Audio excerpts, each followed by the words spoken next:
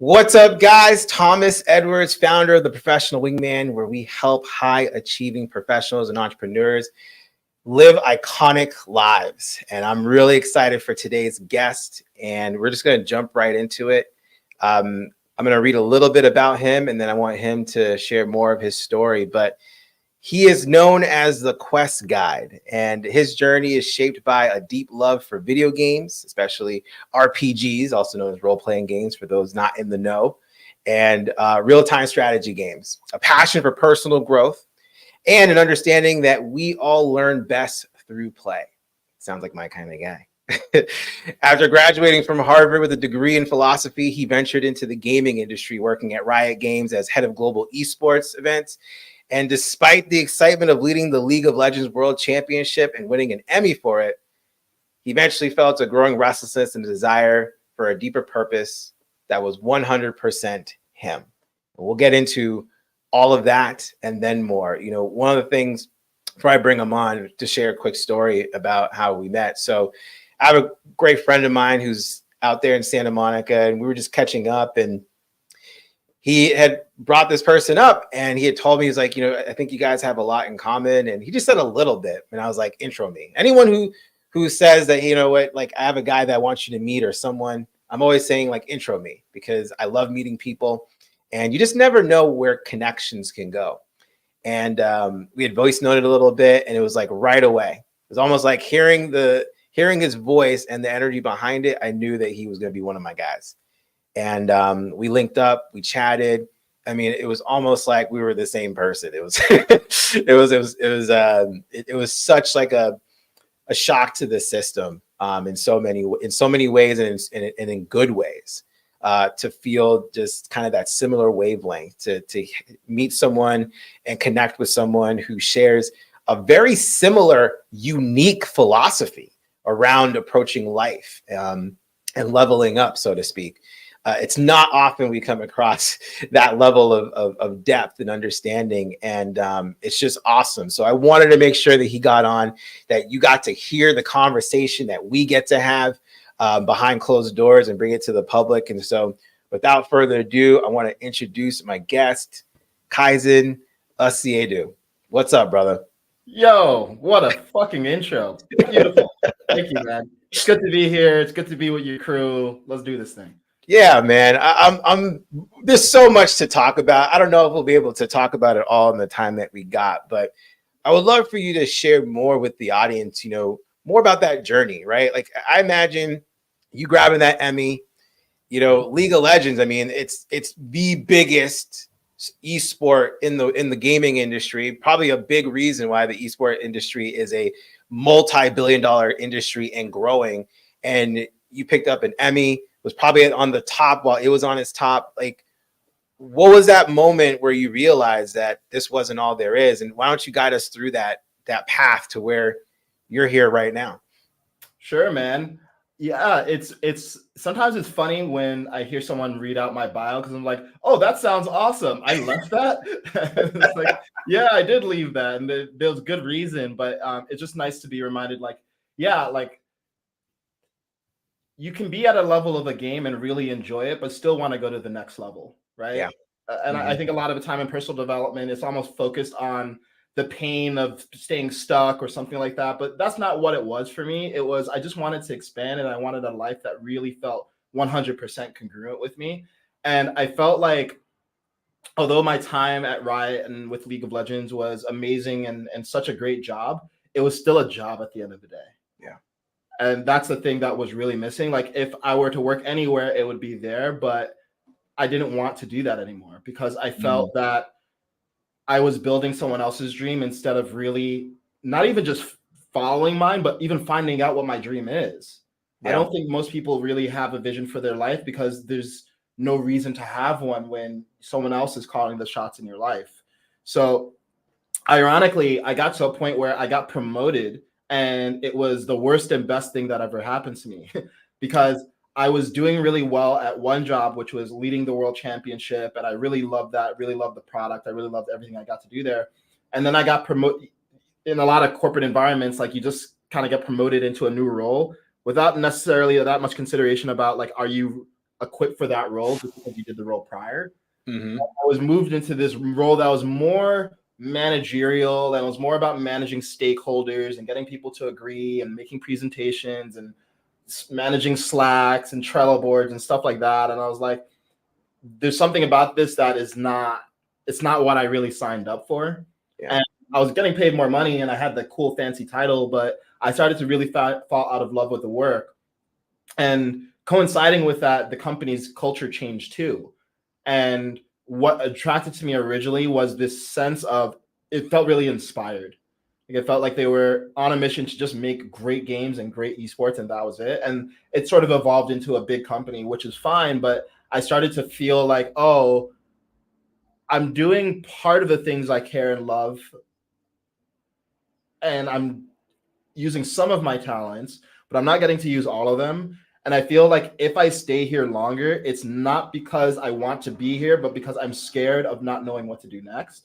And when I realized that, I was like, all right, I'm out, because I just don't want to live my life that way. That's we'll continue. I just want to, if you don't mind, interrupt you there, because that's a significant moment, right? Like I know from experience working with, thousands of guys, they wouldn't make that decision to just cut loose, right? Because the darkness, is more comfortable than the darkness you don't, right? Mm-hmm. And so a lot of people would probably stay in their spot for that very reason. So for you, like, what was that? What was the deciding factor that made you realize, okay, I do have to cut loose? Like, what pushed you over the edge? Yeah. The thing, when I like that analogy, like the darkness is better than the darkness that you don't. But here's the thing. I think everyone knows the darkness of living in a life that they don't want to be in. Mm-hmm. I think everyone is familiar with that. It's just that we numb ourselves to our boredom, our anxiety, our depression, our just feeling like fatigued from life, even though we're not living it fully. And I realized that, I'm going to work every day and kind of just coasting now. Yeah. And I know what I will feel like in 60 years if I look back at my life and I realize that's what I settled for. So that was the darkness. That was much scarier to me than the prospect of quitting my job and going to try to find my purpose. Because look, at the end of the day, the worst thing that could happen, I realized, is I go get another job. Yeah. Like, that's literally the worst things. And I was on great terms with my company. They told me there'll be a place here if you want it. So I was like, yeah, worst case scenario, I just go back to the level that I was at. But I knew that the worst case scenario, if I stayed, was me not trusting myself and being in integrity with myself anymore. Yeah. And that's big, man, to make that decision, because you don't know what's on the other side, but you feel that calling that there is something there, even though you don't know. So what happened when you made that decision? First, I was scared shitless. Naturally. I was scared shitless for a while. I think it was about a year and a half that I spent kind of just like, I don't really want to be doing this anymore, but kind of avoiding it. And then the last 6 months is when I started to be like, all right, it's time to make a move. And bro, I was going through it. I was so anxious. I remember calling my friend, trying to like, help me think through this. Am I crazy? Like, what if this goes wrong? What if I run out of money? What if I don't find the next thing? What if I come back and that's embarrassing? And I'm going to tell my parents, and what are they going to think? And like, there's all these what ifs and what ifs. And I actually went on a meditation retreat. It was the first week of 2020. I was like, I need to like go clear my head. I just need to like, I'm just like running in circles here. And after that, I got pretty clear. I was like, you know what? Like, I'm going to be fine. Yeah. I'm going to be fine. And then fortunately, and it's weird to say fortunately of what happened in 2020, but because of all the events that transpired in 2020, all the social distractions were stripped away because, people were in their homes, right? And there's a lot of time to introspect, and all the work distractions were stripped away as well because I had quit my job. So I really got a lot of time to be with myself and actually get to know myself and what I actually want to do with my life.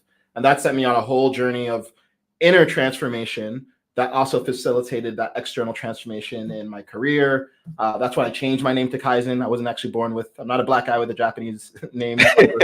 I chose the name. And a whole bunch of amazing opportunities came out of that eventually.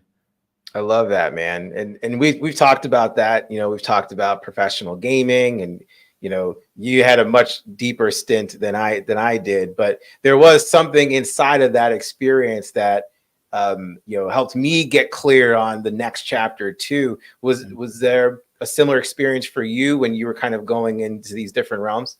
Yeah. So just to map out the timeline a little bit, I quit Riot, and I think that was in April of 2020.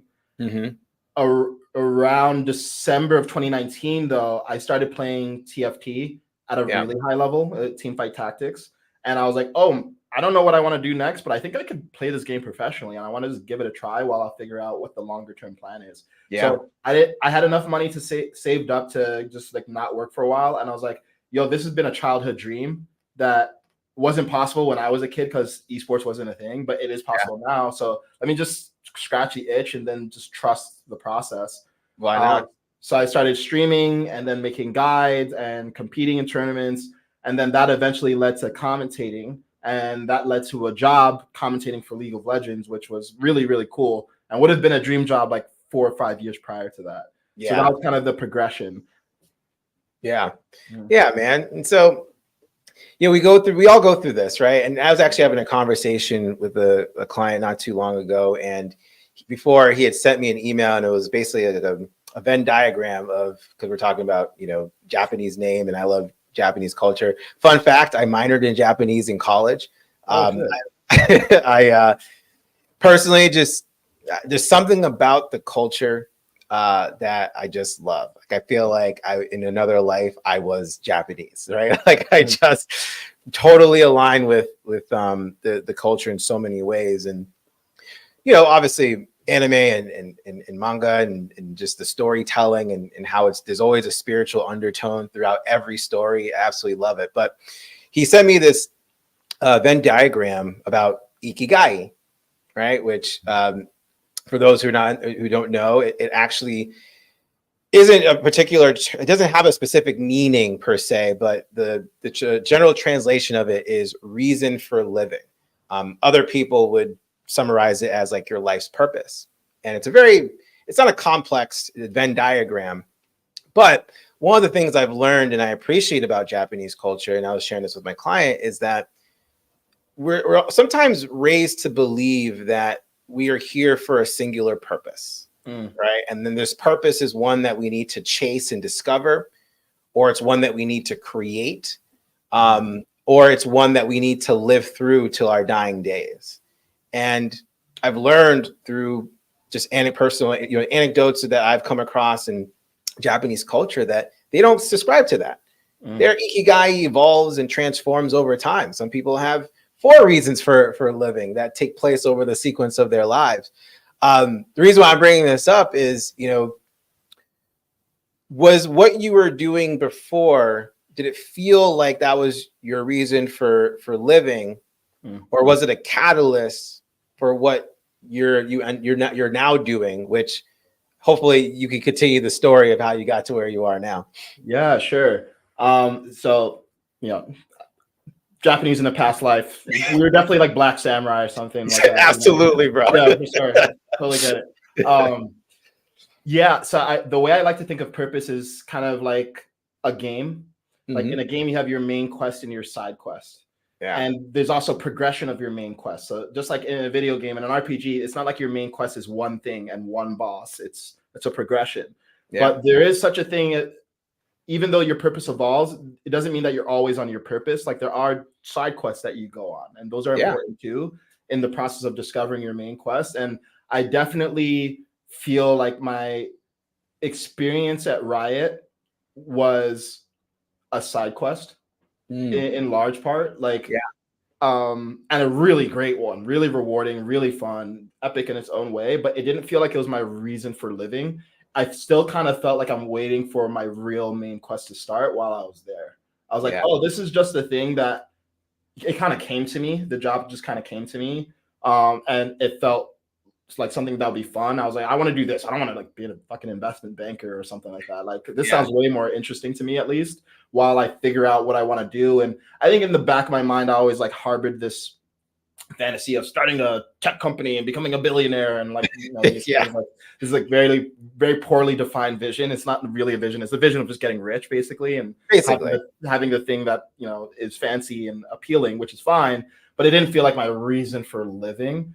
And throughout that journey of like me quitting Riot and then doing the pro gamer and streamer thing, and then becoming a commentator, all of those felt like side quests while I figured out what my main quest was. Yeah. And then when I did a lot of like internal, you know, development and healing and all those things, then it became clear what my main quest was. And it happened very like suddenly. Like it happened slow, and then all of a sudden it's like really fast. And like, holy shit, this is what I'm supposed to be doing. And I think the difference between when I got into, you know, coaching and supporting people and being the quest guide, the thing that felt different about that was, oh, I could see myself doing this for the rest of my life and feeling very fulfilled. That was a difference. I think that's a signature of a main quest. I wasn't thinking about like, oh, this is a stepping stone to another thing. I was like, no, even now I'm like, you know, I don't intend to only coach, but I can see myself mentoring and coaching people for the rest of my life. Yeah. And there's something about the meaningfulness of it that feels everlasting, just like a main quest. Every part of it feels meaningful, and part of an overall cohesive narrative for life. Yeah.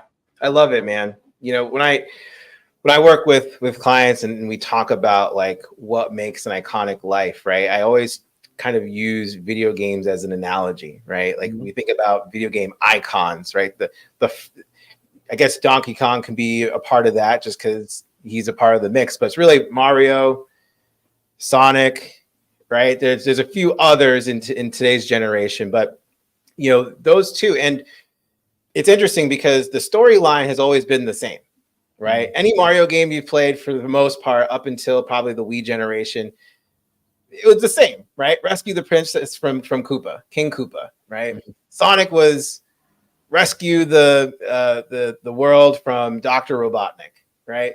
But like you said, the side quests tend to be the parts that create kind of those coming of age, dark night of the soul experiences, right?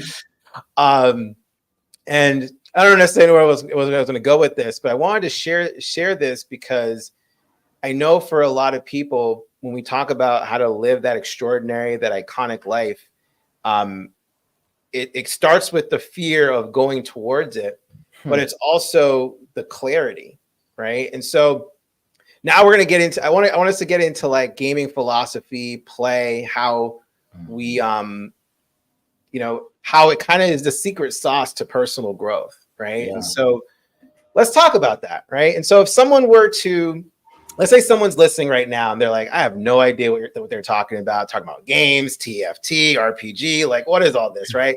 What would be a simple way for you to kind of explain the analogy between life being and a game? Yeah. So first, I don't think life is like a game. I think life is a game. And here's what I mean. If we think about a game, what makes a game is that there are certain parameters and rules and limitations that you need to abide by in order to achieve certain goals, right? So in a game, if you want to get better at, I like RuneScape. That's one of my old favorite games. Like you want to get really good at wood cutting and you want to get the rewards that come from wood cutting, like be able to forge like really high level bows or whatever. Like you need to put in the time. You need to get experience doing that thing. So that's the parameter. It's like, yeah, you can have whatever you want, but there's certain rules that you need to abide by consistently to get there. And I think life is the exact same way. I think, in fact, games, and we could talk about this, but games often are just distillations of parts of life. That, you know, so like, it's not like, oh, we had life and then we created games. Like, no. Life is a game and we're trying to understand it. And we represent parts of life through games and stories. And that's why games and stories are so resonant with us. Especially, I think role-playing games like really capture people. Because it almost feels like you're living through a story, like you're having a life. You're having a life through this perspective. So if we think about it from that perspective, it's like, okay, well, what are the analogies here? Well, the main character in a game has stats. They have a class, right? They have affinities. They have other people in their party who are there to assist them in their quest. Same thing in life.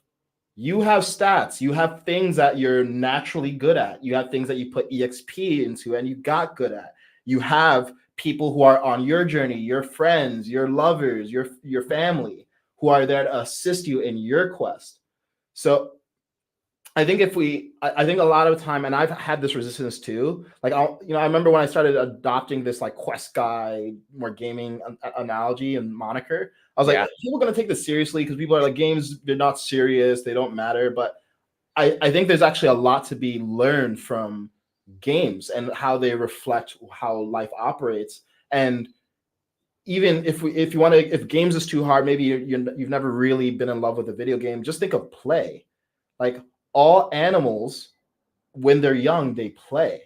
And what do? Lion cubs, they wrestle and they like play bite each other and play scratch each other. Why? To simulate hunting. Right? So the play is the rehearsal for the rest of life. Yeah. So for me, games it's just the wrapping that I use to try to Trojan horse in a more playful disposition toward life. Yeah. Yeah, I love that, man. And to your point, when I was starting to talk about this more publicly, one of the first things that I heard as like an objection was, well, not everyone's into video games. I'm like, yeah, I get that, right? Like, that's totally fine. And people do like to play games, right? Like, it could be Sudoku, it could be a crossword puzzle, it could be Candy Crush, it could be, word search, whatever it might be, mahjong, right? Like, there's so many games that people do play, checkers, chess. There's even games that people make up. If you pull up on Google Maps, where you are and where you need to be, and you see a time, and you're like, I can beat that. You've now instantly created a game, right? Yeah. And what's really cool is that it makes the experience of whatever you're doing more enjoyable. We've seen it, in movies when people have like deep creative sessions. You see them crumbling up the piece of paper and trying to make it into the wastebasket, right? Like, it's playing because they're using that as a way to activate a certain part of their brain that can allow them to perform at another level. Same way that you see, like you said, lion cubs play, right? It's the rehearsal for the game. And so I so appreciate that, man, because it's the game of life is something that we all are playing, whether we want to or not. And the question that I think every person needs to ask themselves is, are they playing their own game or are they playing someone else's game? Oh, yes. Right? You alluded to this earlier, right? Because you were saying, you know what? It seemed like maybe I was playing someone else's game to fulfill their dream and make them happy. But I'm not really checking in on if I'm happy playing this game, right? Yeah. And there's so many people doing that, right? And so for those who are listening and might be wondering, how do I start to look at my own game of life? What would you say to them? What would be the kind of first few steps that they should take? Yeah. So first, I'll get to that question, but first, I love what you just said about, oh, well, I don't like video games. Well, you like games. I promise 100% of people like games. It's just a question of what kind of game. What's the most watched anything in the world? The World Cup. It's a game. It's literally a game. It's a game, and people take it so seriously, right? So it shows you, even it's probably one of the things that people take most seriously. It's a game, though. So everything is a game, even war, right? It's like the most atrocious thing that imaginable. We don't want to have it, but what do they talk about? War games. War is a person's game. There's strategy, and there's games about war, and they're popular for a reason. So it's all games. Now, to your question of like how does someone know if they're playing their own game? Well, for an analogy, I mean, what's one of your favorite games that you've played of all time? Game of all time? Wow, that's a good one. I'll say let's do it because I'm playing it now. Super Mario 64. Great. Oh wow, you went back to it? Yeah. I got the emulator on my iPhone and then I put it with my backbone. So now I'm playing that right now. Oh, that's perfect. That's so nostalgic. Right? So imagine, do you have any siblings? Yeah, I have an older sister. Okay, so imagine your older sister introduced you to Super Mario 64, but she gave you the controller, but she told you every single thing to do. And at first, it was kind of cool because it gave you direction. You didn't really know how to play the game, and you felt like you were progressing at least. Yeah. But eventually, you were like, "What the fuck? Like, I want to try something else. Like, why can't I eat that mushroom? Like, say Yeah. it's like, or why can't I just go through that level?" She keeps telling you, "No, no, no. You have to do it this way. This is the way you're supposed to do it. This is the way you play this game." Well, I think everyone has that, and it's usually their parents or society who's the one who gave them the control, but it's telling them how to play the game. And now that they're an adult, they don't have parents necessarily telling them what to do anymore, but they still have the voice telling them, this is how you play the game. Yeah. You have to work this 9 to 5. You have to do this job, and it's going to be a grind, and it's gonna suck, and you're gonna live for the weekends, and it's okay because you're gonna make enough money, and it's gonna buy you the car, and you're gonna be able to take cool vacations. So that's worth spending 90,000 hours over the course of your lifetime playing a game that fucking sucks. Yeah, it's like, true. Like that's literally what it would be. It would be like listening to that voice who told you how to start playing the game throughout your whole life, rather than figuring out, wait a second, is this how I want to play Super Mario 64? Is there another way to get these stars that I'm looking for? Or do I want to play a different game entirely? Do I even like this game? And I think if people made, it's almost like people are, and I say people, I mean general, like me included. It's almost like we have a higher standard for what games we play than for the life that we live. Yeah. Like if a game sucks, you put it down. Yeah. Right? You maybe play it for like a few more hours just to see if it's any good, if it gets better. But if the game sucks, you put it down. If a movie sucks, you put it down. If a book sucks, you put it down. But people are working careers that suck, and they're spending thousands of hours more than they should. So it's sad, right? Because I think the dismissiveness of games is actually a dismissiveness of enjoying life itself. Yeah. And it's really, really, really sad. And I would say, like, I don't think I made some like brilliant decision leaving my job and going on this quest. Like, I really didn't know what the fuck I was doing. and why I do what I do now is to help other people figure that out, so they don't have to go through all the anxiety and the fear and the unknown, and like have it really feel like a more systematic process. But the one thing that I do really credit myself for is knowing when I stopped having fun. Yeah. When I stopped having fun, I was like, all right, you know what? I'm out. I know it looks good to other people. I know it looks good on my LinkedIn to have this job, but like, I'm not having fun. And this is my one playthrough of this life. So I'm out. Yeah. I love everything you said there was super profound, man. It's you're right. Like we don't play life like we play games or we watch movies or eat food, right? Like if we don't like something, we put it down. We don't want to deal with it, right? But with life, we don't do that. And that's like that's our lives, right? That's all of it. And so I think that's such a great point. And I think it's important for people who are listening, like ask yourself, right? Like, are you enjoying life, and why haven't you put it down? What's the truth behind that? And, once again, like kudos to you for having that awareness to say, hey, you know what? This game's not working. I'm out.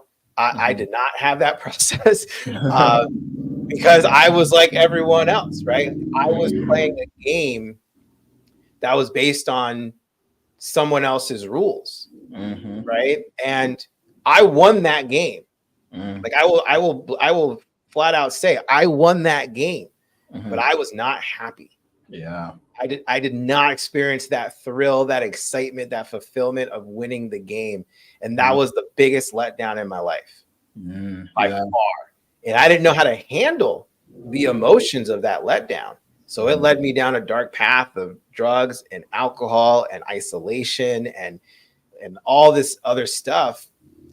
And the deeper I went down that rabbit hole, the more scared and the more shamed and the more guilt I felt, because I wanted to break free, but I was afraid of what could happen on the other side, right?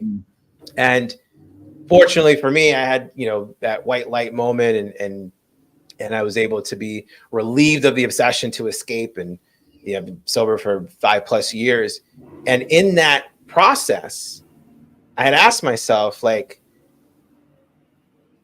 what do I like to do for fun? Right? Like, where's joy in my life? Because I could be sober and miserable, but that's not how I want to live life. I want to be sober and happy and joyous and free. Where's that going to come from? And I remember video games coming back into the mix, because when I was in my 20s, being an entrepreneur, being the professional wingman, the coolest guy that most people have met at that time, that guy doesn't play video games.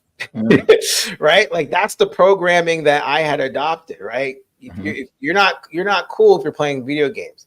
You're not a serious entrepreneur if you're playing video games. You know, video games are for kids. And that was something that I adopted for most of my 20s into my early 30s. And I mean, when I picked up that controller, man, at the time it was an Xbox controller, it was like an electrical charge that went through my body, because it brought me back to being in my childhood home, in my bedroom, popping in the demo for EverQuest and playing for 12 hours and not even realizing that the whole day had passed. Yeah. Right? Because I was in such a flow of joy and wonder and curiosity and excitement, you know? And so, you know, so I guess the question, you know, that I'm curious to know is, like, how did those things start to come into your life on your path? You know, were there particular moments that stood out where it's like, oh, like the curiosity came alive, or the excitement came alive, or, man, I'm seeing the Matrix right now and it looks great, right? Like, what was those moments for you along the way? Yeah. As you were talking, so many different sparks came. I was like, I want to talk about this and this. So I'll talk a little bit about my personal journey, but just to take it outside of myself for a second, even this idea that, oh, I'm an entrepreneur, so I can't play games. Okay, who's the most successful entrepreneur in the world right now? Elon Musk. Elon fucking Musk. Yeah. He still plays games, dude. Yeah, he does. He's high ranked in Diablo. Like, he's tweeted about his high rank in Diablo. That little thumbs up there. And I read his biography too, and it talks about he loved games growing up. He was very, very good at them. I think he might have played Doom professionally for a little bit, or was around that level. Yeah. So, and one of the things I personally love about Elon, and I can fanboy about, I could do a whole podcast about how much I love Elon and how I think he's so misunderstood.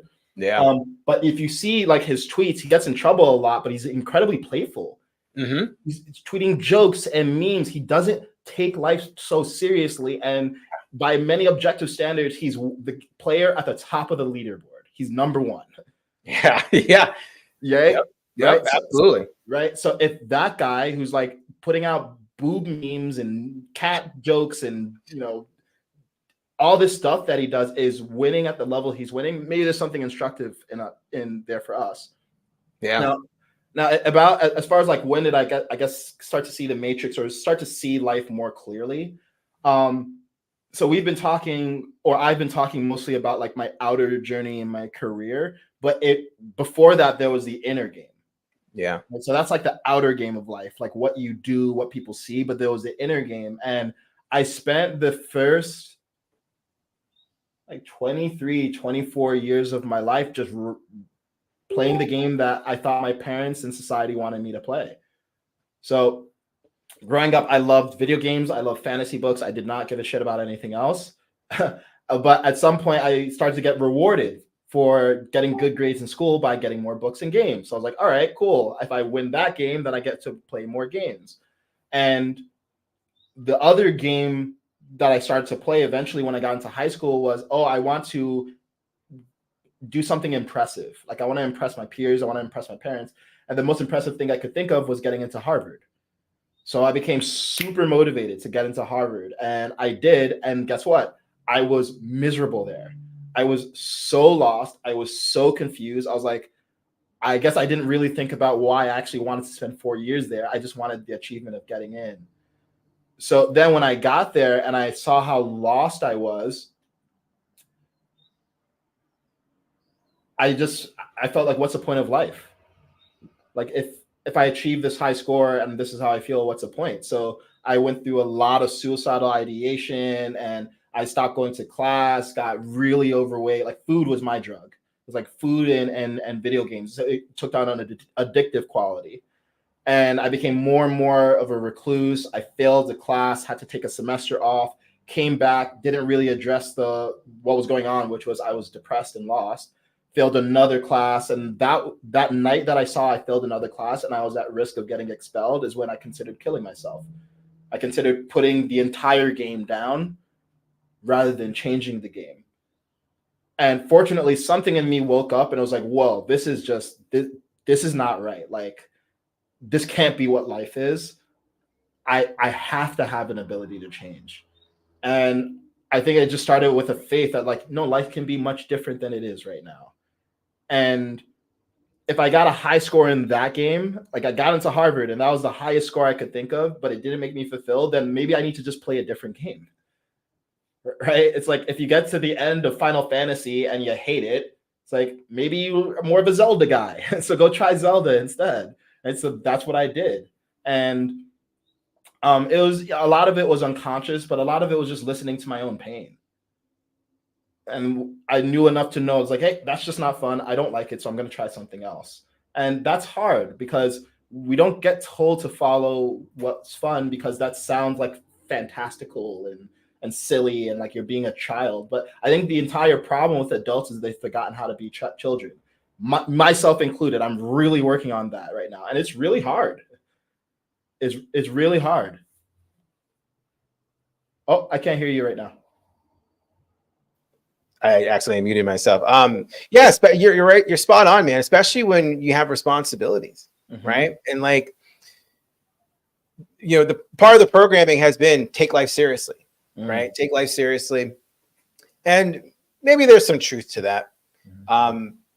Maybe I subscribe to, you know, playing the game seriously, but not taking myself seriously, right? Like, you know, I want to seriously play to win, but have fun along the way, have fun with myself. But it's the responsibilities thing that I think changes a lot of people's disposition. And what I mean by that is like, we dream of the acquisition of the thing, but we don't really consider the responsibility that comes with having that thing, i.e. getting into Harvard, right? Like, great to have that, but now you're in school for 4 years. What are you going to, are you ready for that responsibility? I'm no. The answer was no. Right? Being married, right? Like, it's great when you have the swag and the confidence to go ahead and scoop up the most attractive woman that you've ever seen. And she's, you know, undoubtedly yours. Are you prepared for the responsibility that comes with that type of devotion? Right? A lot of people aren't because they don't think about that. They think of the small fraction of the timeline, which is I need to be in a relationship and I don't know how to do that. So I'm going to spend all my time figuring that so I can have that relationship and then I'll be happy or then I'll be something, not considering that there's like the majority of life is going to be about maintaining and growing that relationship, right? Same thing with the job. We can ascend the ladder all we want, but with every ascension comes more responsibilities, right? Are you thinking about that, or are you just in the process of ascension, right? And so what you said was spot on there, you know? But I love, like, I want to go into the inner part, because I think that's where I think a lot of people, especially guys, and I'll say it, I think Black men, and this doesn't have to be about Black men, but I just want to call it out because I think it's important to say, but men in general, they have a hard time going in. And I want to say it's not their fault, because part of their deprogramming has been to not go in. So I get that. But to hit the levels of life that I think people are really yearn for, going in is a requirement. And so, you know, what has been your journey so far? Because it's a continuous journey, right? This is the kind of the inner game, so to speak. But what has been your journey so far, and what's been some of the significant, I guess, philosophies or mantras or just ways of being that you've come across in your life that's changed how you play the game? Mm-hmm. Mm-hmm. Mm. I have some philosophies I'm definitely going to share, but something you said that really resonated with me is that men don't go inward, and I think part of the reason is they didn't used to have to. we Yeah. we used to have a society that was actually structured so that men would get the purpose and the introspection and the clear rites of passage from boyhood to manhood that would figure that all this shit was figured out. Yeah. Right? Like you used to, I don't know, go hunt a lion or go stand in the desert for 4 days and dehydrated doing a vision quest or whatever. Yeah. And The real vision quest, right? Like that was real it. vision quest. Yeah, like that, that's expert mode shit, right? So, Yeah. and you used to have mentors and used to live in communities where everyone had a role. So unfortunately, we actually regressed in many ways socially from that point. And that's why I think people are having a crisis of purpose. And they're chasing these things, these accolades, these roles, these titles, these salary numbers that are an approximation of purpose, but they're not the same thing. Yeah. So we used to have that. It used to be built into the society, but we've lost that. And that's one of the big issues. Like it used to be my job wouldn't be needed. Like the idea of paying for a mentor would be weird because you would have them in the community. But now, we're in a very atomized world. And yeah, there's a few things that helped me. I think in the inner game, probably the biggest thing that helped me with just feeling better was realizing I am not my thoughts. Yeah. Very simple realization. I'm not the first to say it, but just having that distance from your thoughts is revolutionary. And to gamify it again, it's like, look, we talk about games, but if you actually like take a moment to think about what you're doing in a game, it's fucking terrifying, bro. Yeah. You're like fighting these things with like rotted flesh like hanging off their faces, and you have a sword, and you're like taking mortal wounds and drinking this potion. Like, what's even in this stuff to give you health back? And like blue, and you're like, okay. Yeah, it's awful. You're in dungeons and there's demons and it's dark and it's horrific, but we find it fun. Yeah. Well, those demons and those monsters are just representations of, in my mind, fear and the psyche, right? The monsters that we see outside in games are the monsters that are inside of us. And be able to create that distance and be like, okay, I'm not this fear-based thing that's telling me that I'm gonna be rejected and I'm not gonna be okay and I'm a piece of shit or whatever. Like that's not you, right? Yeah. That's the thing that you're dealing with, though. That's the thing, and everyone's dealing with a version of that, including me to this day. Like it doesn't end. Yeah. And the trick is learning to have a relationship with that is more playful. And honestly, when I meet someone who I'm like, oh, this person's actually like advanced and like enlightened, they're light. Yeah. Right? They're joking, they're playful, they're not taking life too seriously. And that's a key. It's not that life isn't serious. I mean, it's the most serious game you'll ever play, but you can still take the most serious game you'll ever play way too fucking seriously. And that's what we're all doing when we get dramatic. Yeah. Right. When we get overly dramatic, it's like we forgot that, hey, it is still a game. And guess what? We're a really powerful player. Yeah. Who can overcome any obstacle that we're facing in the game. So that's one of them. Another one, I think this one's an original, the Kaizen exclusive, is there is no better than here. And what I mean by that is it's actually a double entendre. So we hear a lot about presence and be mindful of the present, but you get to a point in life where you realize like there where I think I can get that future place, it's not any better than here. It's my relationship with that place that's better than here. Yeah. So if I can change my relationship with here to be the same relationship that I have with a fantasy of there when I have $1 million or I have a hot wife or I have the house or I have the 1 million Instagram followers, then here can be just as good as there. So there is no better than here. Yeah. Right? I love that one.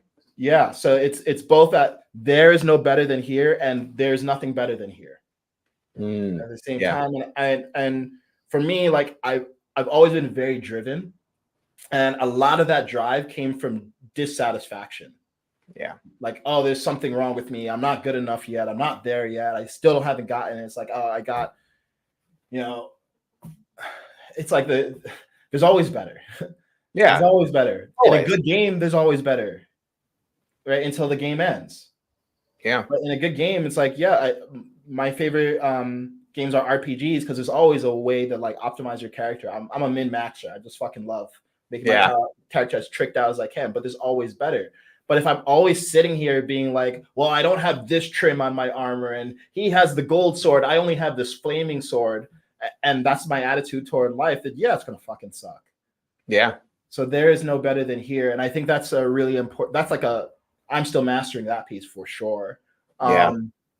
And that's where getting out of the mind, which inherently is meant to analyze and dissect and identify the next thing, and just getting into your body, which is objective and in the present, that's where that becomes magic, when you can actually just be in your body. And that's the dojo I'm currently in, like getting out of my head and into my body, because I've lived in my head like rent free for the rest of my life, my whole life up to this point, and I'm trying to get out of there because it's good, but it's not spacious enough for the life that I actually want to live.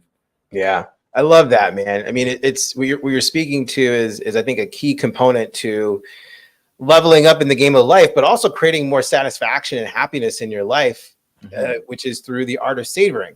Yeah. Right. So when you think of savoring, it's like it's gratitude plus presence. Right. So you're allowing yourself to be grateful for what's happening in the present moment, which means there is nothing better than what's happening right now in that moment. Right. And I think that's really, really powerful. And the other thing you said that I loved is like, the way I phrase it is actually from a friend of mine who told me is like, don't believe everything you think. Right. Or don't believe everything you think. Right. And it's because our minds are designed to look for fear. And it's designed to look for better. But the way it looks for better is it compares the present to the ideal or the possibility. And it doesn't see the ideal or the possibility as the ego sees the ideal and the possibility as real as the present moment. So because the real and the ideal and the possibility is better than the present moment, it'll automatically think that you are not good enough where you are right now. And that becomes sequential processing, programming that you do to yourself subconsciously over time. So one of the tools that I had to create, because I'm also in my head all the time, and as you can tell, like I'm pretty verbose. I have a big vocabulary, so I'll use all kinds of words to to justify all kinds of shit in my head. But it sounds good. Yeah, right. Like it sounds good, right? Even though it's bad for me, it sounds good, right? So I'll roll with it. So I created what I call like the power up journal, right? And the idea is to process programs, right? Process thoughts or stories in your head. And the idea is to actually have play between your ego and your soul. Right. So if you see your character as multiple dimensions, one dimension of your character is your ego. Another one is your soul. I have another one that's called your superpower. And there's another one that's called your fulfillment. Right. They're all 4 dimensions of this game. So when your ego and your soul play, it gives an opportunity. And here's what's really great about play too. Play is indicative of collaboration. Right. So when you can have 2 parts of your character play, it can collaborate on a better solution, right? There can be some dialogue that takes place, right? So if your ego is like, man, I'm not good enough. Well, your soul could come in and say, hey, bro, like, is that true though? Like, where's the evidence that says that's true? Yeah. And maybe the ego is, the ego's stubborn. Mine certainly is. It'll find evidence or it'll create evidence, right? And then my soul will say, well, where's there evidence where that's not true? Right. And then all of a sudden, ego has to take a pause because it's like, OK, let me find something. And it will eventually. But the whole idea is to put cracks in that story so we can crumble it and give the opportunity for, well, what is it that you really want? What is going on with you that's causing you to have this story and feel the way you do and behave the way you do? Right. And usually it's around self-centered fear of some kind. right? Fear of failure, fear of not being good enough, fear of being an imposter, fear of being unlovable, fear of being unsafe, fear of whatever it might be. And when you can kind of really be clear on what you want, now you have an opportunity to create a new program. What's the new story, right? And the ego, it has no consciousness, so it'll take whatever it can take. It can get. So if you give it a story and you give it some support, it'll roll with that story as if it's their own. The ego. That's why the ego is. I feel like, I don't know how you feel about this. Let's talk about this. Like, how do you feel about the ego in general, right? Like, but here's my position around ego. Mm-hmm. I believe the ego does have like levels of depth, but I don't think one can exist without one. Mm-hmm. And the reason why is the ego is the reason why you and I are safe here right now. Mm-hmm. The ego is the reason why you and I can confidently show up on camera and speak our truth and share a powerful message that reaches people, right? And so there's some good things about our ego that allows us to live the lives that we want. But the question is, how do we keep it under some form of control? So it's you're playing with it, you're collaborating with it, but it's not running the whole game, right? Mm-hmm. What are your thoughts around like ego, especially as we talk about inner game and going through that process? Yeah, bro, it's so wild how similar we think about this stuff. I love this. So I'm tickled. I'm not even right now. I love it, bro. Yeah. So I think the ego gets the bad rap. Everyone's talking about ego, trying to kill your ego, like ego death and all this other stuff. And I feel like it's actually a pretty hostile relationship with a very normal part of you. Mm-hmm. I think of the ego as the character that we're playing in the game of life. So if you think about when you're playing a game and you are the soul, you're sitting at the couch, you have a control. Yeah. But you have to have a character in the game to interface with the game. So you don't want to kill your character. You don't need it to die, but you do need to loosen your attachment to it. Mm-hmm. Right? Because if you get confused and you get too into the game and you think that you're the ego, that's when you start getting really emotional and start getting really upset about the game, and this game fucking sucks, and why am I not getting what I want in the game? And as someone who used to rage in League of Legends, I know what that feels like. Right? Like I totally got lost in the sauce at times and forgot that it was a game. Mm-hmm. So we all have an ego. The problem isn't the ego. The problem is when we are overly attached to the ego and we confuse it for ourselves. Yeah. So that's the first piece. So I like to think of the ego as the character and the soul as the player. Right? Yeah. They're different, but they're intimately connected. And if you're connected with your ego through your soul, you have a great time. Yeah. Like, you know what it's like to be when you're really good at a game and you're just fucking vibing. Like, for you, maybe it's a fighting game and you like the controls and you've seen these scenarios and you know what you want and you know how to execute on it. Then it's great. Of course, you have a healthy ego at that point. Yeah. A healthy ego that's well taken care of. So I don't think the issue, I don't like the ego death framing. I think chasing ego death is actually it's a form of sickness in itself. Mm-hmm. I think it's kind of anti-human in a way. It's innocent, but I think it's anti-human. Yeah. And instead of the way I like to think of it as, I have an ego and I need to make sure I take care of it and meet its needs, but not necessarily satisfy all of its desires. Some of those desires might not be the right desires, right? Because I'm the player. I'm big dog. I know. So I have I have a little dog. His name is Uzi. And nice. I named him after a League of Legends player who's super sick back in the day, named Uzi, and Lil Uzi Vert, because I like him. And it's really funny observing him because I feel like he's like a representation of my ego or inner child or something. It's a very, it's weird, but I think many dog owners know what it's like. Or even, you have a kid, right? Like, there's a part where they feel like they're an emanation of you. I'm sure. I'm guessing. Oh, totally. She's totally a projection of my kid's self. Exactly. There we go. You said even better. Projection of your kid's self. Yeah. And when I look at my dog, when I look at Uzi and I look at the things that he wants to do, the things that he wants are innocent. He wants love, attention, food, and a safe place to be. That's all our egos want. Now we get confused, and then it's like we go after our needs in the wrong way. So just because my dog's hungry doesn't mean I'm gonna let him eat any shit he finds on the ground. Yeah. Like I'm gonna feed him healthy foods that are nourishing to him and help him achieve his goals, right? Just because he wants to play doesn't mean I'm gonna let him run in the street wayward. It's like, no, I'm gonna create parameters so that he can have a good time. So that's where the responsibility comes in, and where you need to be serious, where it's like, okay, if I want to succeed at this game, if I want to have my character be really high level and tricked out, or if I want my dog to be happy and healthy and having the life it wants, then yeah, I need to take responsibility and obey the rules of the game. So I think you talked about taking life too seriously. One of the mottos of Riot Games, where I used to work, was take play seriously. Which I love, like, take play seriously. Like, what does that mean? But you and I, who are core gamers, like, we understand what that means. It's like, Totally, bro, when you have your friend talking shit, and it's like sit down. Like, I'm gonna load up Marth. I'm gonna play Fox.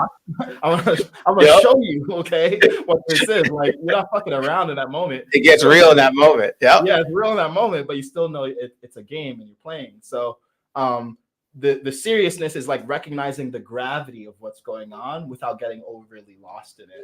And the last thing is, I think this is for me, but hopefully for anyone listening too. When we think about work, the whole reason that we work is so that we can have fun later. That's the reason to work. I think I honestly think life is as simple as it's either have fun now or have fun later. Yeah. And ideally, the thing that you're doing to work is fun, and it creates more fun later. It doesn't just suck. Like, there's going to be hard parts, just like in a game, there's going to be hard parts, but you don't want to completely sacrifice later for now, or vice versa. Yeah, it's true, right? Like, there's always, when my mentor, he told me this, and I love this, and so I keep saying it a lot. Like, there's always going to be a trade-off, right? And in life, and trade-offs are okay, right? Like, but you have to position it well, right? Like, for me, the way I help myself, this is how I live, but this is where I help my clients live too, is you can have fun now in small increments, right? Based on the life that you live. And you can do the work necessary to create big fun later, right? This is no different than any other thing that we are in pursuit of long-term, right? When we think about our careers, retirement, if that's still a thing for us, for our generation. But like these things where we're working towards something, we forget that like we can enjoy the process now. We can have fun right here, right now, and we can set ourselves up for a lot of fun later, right? And to your point, when your ego gets wrapped up in the consumption of the aesthetic or the external parts of the journey, I call it the ultra ego, right? It's kind of like it's like your ego becomes like the picture the parts of your parts of your character all sitting in a boardroom, right? One big table. Your ego should not be at the head of the table, right? but at some point, if you don't check yourself, your ego will make its move, and all of a sudden it becomes the ultra ego. It's running the show, and all of a sudden you're like, fuck, like what? How did all this happen? I'm losing control. Everything's crazy, right? And what you said is about, this is why we're so in sync, is that it's not about the ego death, because when you remove the ego from the table, then you lose you lose particular senses and awareness that only your ego can provide, right? When it comes to being resourceful, for example, I'll just leave it there, right? But resourcefulness comes from ego, not from soul. Yeah, right? soul doesn't need it. Yeah, soul doesn't need to be resourceful. It has everything it needs. So it'll just stay there. But your ego, as a part of your body, needs that. And so that's just one example. So the key is you keep your ego at the table. You just prevent it from reaching the head of the table. And you have conversations with it. Like you said, your ego wants to be heard. It wants to be seen and understood, right? And it wants a role. Like it wants something to do. The only reason why it's constantly looking for fears, and now at a point for all of us in our lives, I mean, to put it in perspective, right? Like millions of years, the ego was the most important thing that we needed because there was a chance we could be eaten, right? And so we had to use then the game would have been over, right? And so you had to survive by hunting and surviving. We don't have to do that now, which is awesome. However, your ego still needs something to do, and its primary purpose is to look for threats.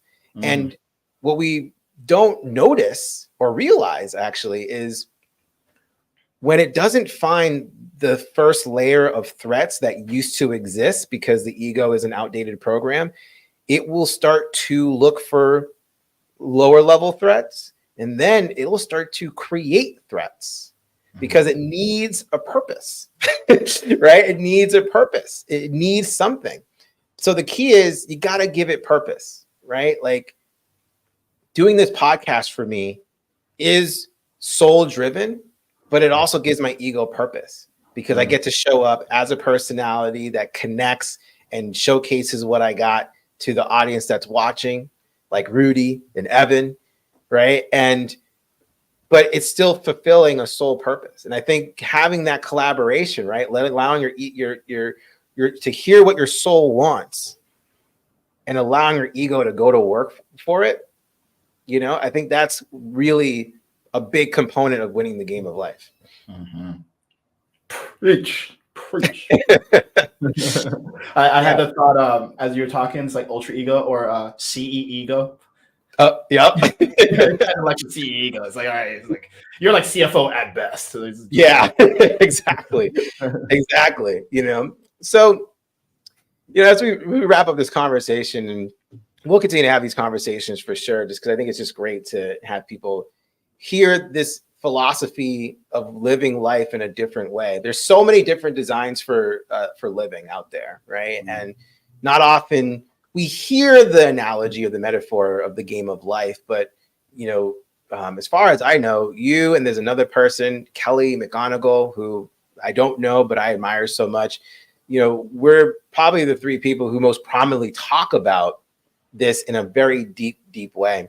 So I so appreciate the conversation. And always, if someone is hearing this and they're like, man, you know, these guys make a strong point, you know, I want to play a different game of life, right? Like what's the first step that they should take? Let's wrap it up and give them like an action that they can take today that can move them towards playing their own game of life.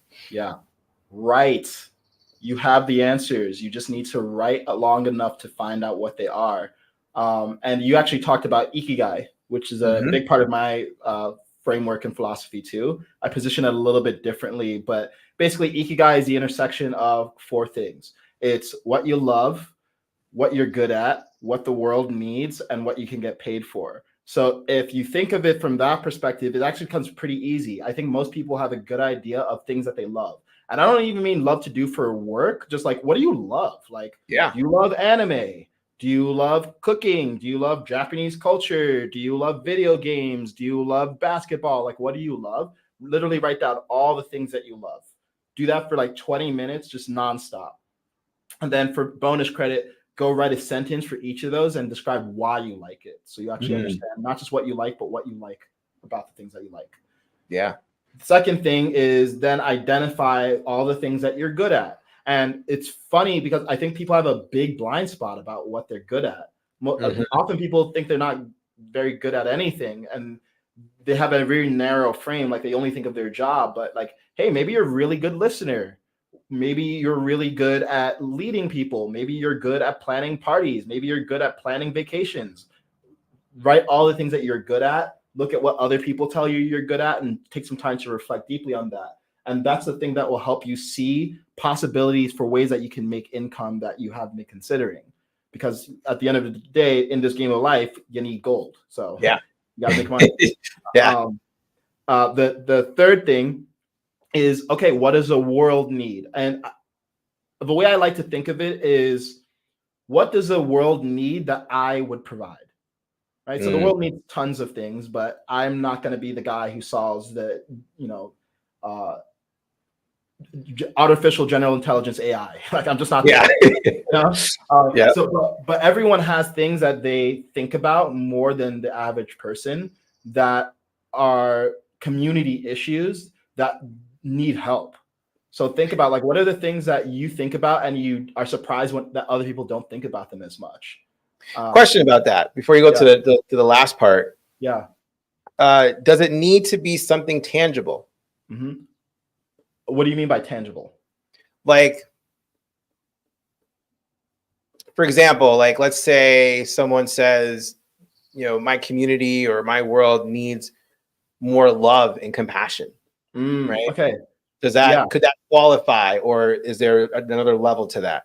Yeah, I would try to drill it down more, almost into like what's an objective, right? Like I think of it in a game, like Yeah. okay, in the game you need to win more, you need more victory. Yeah, but what does victory look like? Okay, victory means like beating this specific boss, and maybe the boss is people being miserable and acting out online, right, in video games, and that space needs more love, but the way that love presents itself is different than the way love would present itself in like, I don't know, caring for the homeless or something, right? It's the same love, but it's channeled in a specific way.